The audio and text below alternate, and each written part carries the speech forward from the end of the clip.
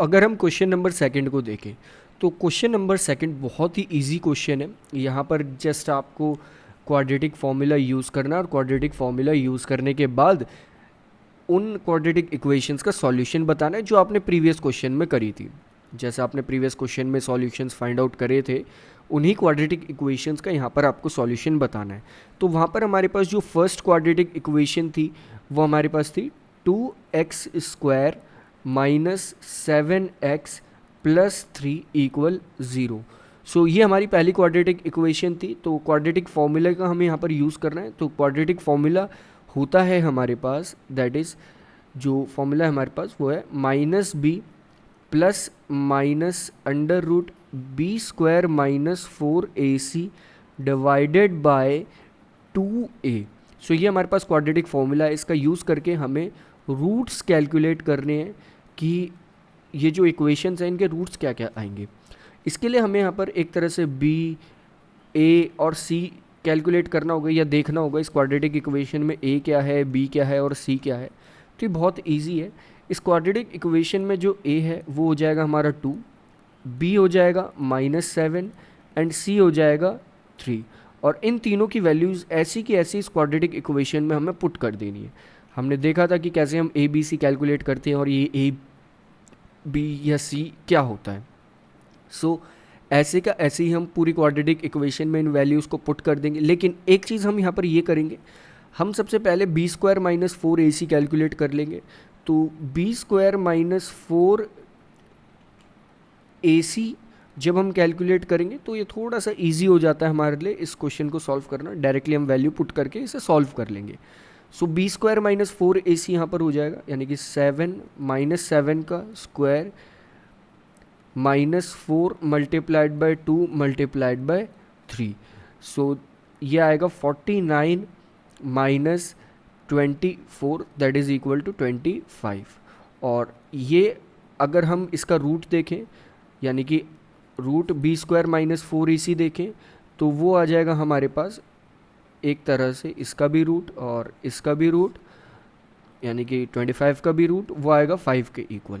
So root b² minus 4ac हमारे पास आ चुका है 5 के इक्वल।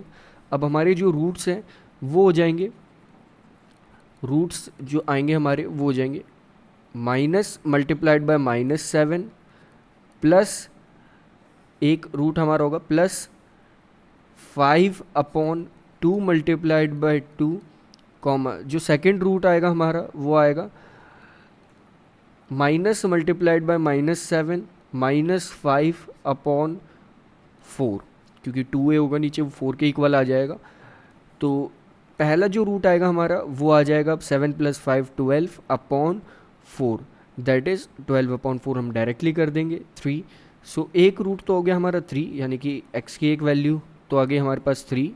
और जो दूसरा रूट है हमारे पास वो भी हम डायरेक्टली कर लेते हैं, लाइक 7 -5/4 और वी कैन से ये आ जाएगा हमारे पास 1/2।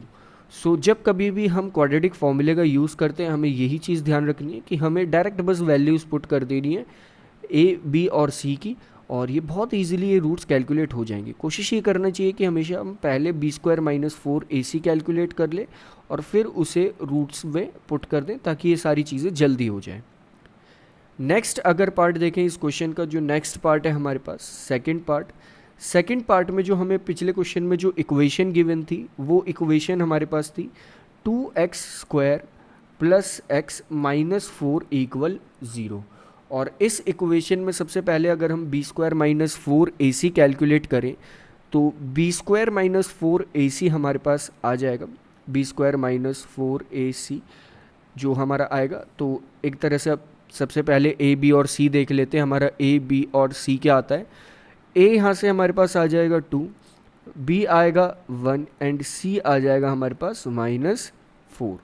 सो a, b और c हमारे पास आ चुके हैं। अब हमें इनकी डायरेक्ट वैल्यूज़ पुट करनी है।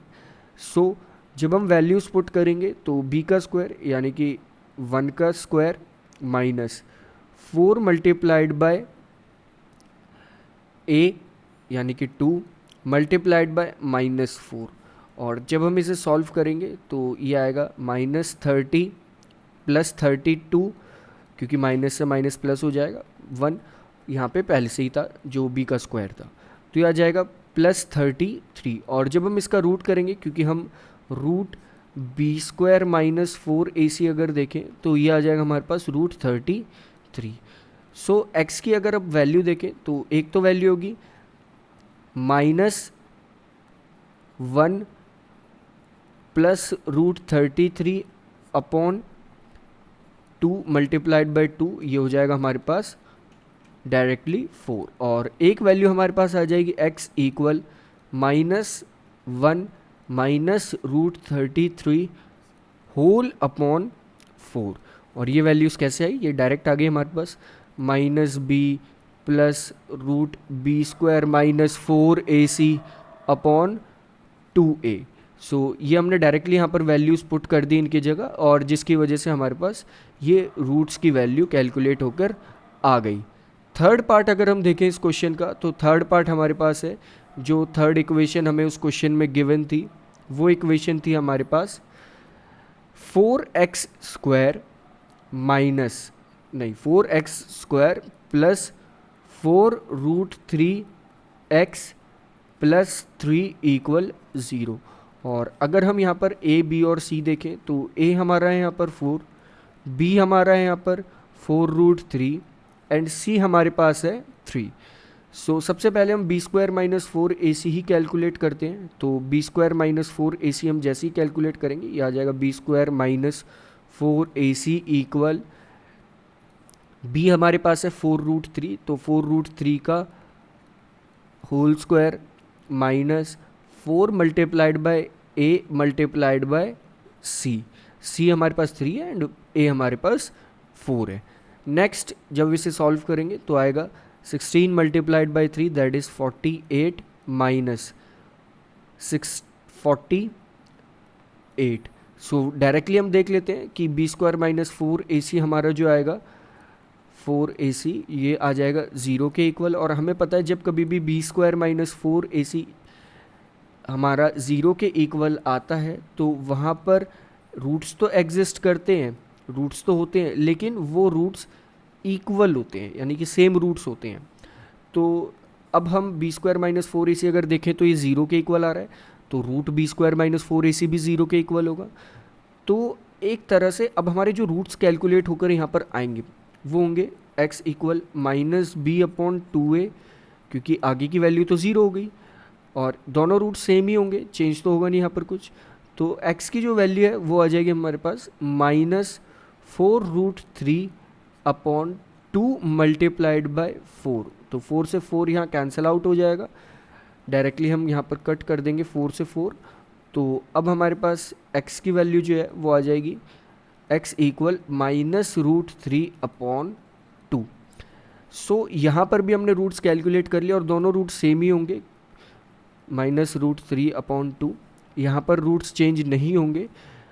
सो रूट्स हमने यहाँ पर भी कैलकुलेट कर लिए। हमें ये चीज़ ध्यान रखनी है कि जो b² माइनस 4ac अगर ये 0 के इक्वल आती है तो रूट्स जो कैलकुलेट होंगे किसी भी इक्वेशन के वो इक्वल होते हैं। और ये सारी चीज़ें तो आपने पिछले टॉपिक्स में भी सीखी थी। लास्ट पार्ट अगर हम देखें क्वेश्चन का, जो फोर्थ पार्ट है हमारे पास क्वेश्चन का, वो वहाँ पर जो इक्वेशन हमें गिवन थी वो इक्वेशन हमारे पास थी 2x² plus x plus 4 equal 0।